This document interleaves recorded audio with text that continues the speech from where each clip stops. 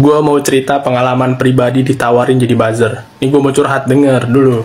Pertama gue di chat sama 03, mau nggak buat video, satu video itu ya hampir sejuta lah post. Dan nggak ada minimal views. Gue tertarik dong, wah nggak ada minimal views kan. Tapi gue mikir kayak follower gue masih kecil, kok bisa ditawarin semahal itu. Setelah gue analisis, ya mungkin karena konten akun gue yang engagement-nya tinggi akhir-akhir ini kan, karena gue akun baru. Terus dalam satu minggu gue bisa mencetak 5 video yang FYP, dan satu video itu minimal 1,4 juta views ya, karena gue udah tahu polanya, formulanya, cara kapan harus post, cara buat caption, cara buat hashtag, gue udah tahu.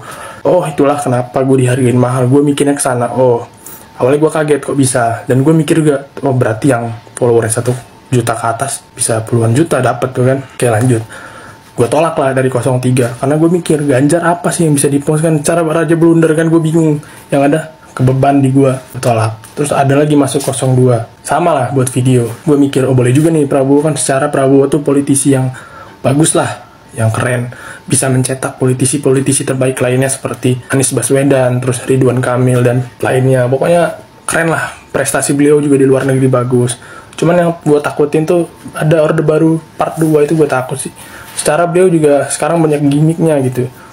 Orang yang biasa ada niat jahat terselubung, menurut gua itu biasanya yang ditampakin itu gimmick doang, gimmick gemoy. Kalau beliau bilang, saya tidak suka dicap gemoy, saya tegas, saya TNI, militer, dan saya akan membawa negara ini jadi lebih baik, itu mungkin gua mikir 2 kali. Cuman beliau banyak gimmicknya, gua nggak suka, dan gue tolak lah, karena gue takut kalau beliau memimpin nanti gimana ke depannya gitu. Terus gue nunggu lah, istilahnya nunggu kapan nih ada yang 01, karena menurut gue ya 01 banyak juga lah prestasinya bisa gue up, dan gue nggak masalah kalau beliau jadi presiden kan. Nggak ada yang masuk gue, entah gue yang belum dapat atau memang karena nggak ada. Kalau misalnya sampai pemilu nggak ada, berarti benar kesimpulan gue, beliau itu ingin jujur dalam pemilu ini. Beliau ingin yang milih dia itu tahu kenapa harus milih beliau. Gue jujur sih, gue merasa ada aura yang berbeda di pemilu sekarang. Kita semua tahu lah, pemilu-pemilu sebelum saat ini, sebelum ada Anies, uang money politik udah bukan rahasia umum lagi kan, dimana orang dibayar yang walaupun 100.000 mau dia nyoblos. Sekarang Anies Baswedan, gue merasa kayak beda. Nggak ada capres yang mau didesak, dijatuhin untuk dipilih, nggak ada. Kebanyakan dia maunya yang dinaik-naiki, dipuja-puja. Hanya di era Anies inilah gue melihat kayak ada beda gitu. Pemimpinnya dijatuh-jatuhin sebelum menjadi presiden, dan beliau ya kayak open aja, mau nanya ke gue balas.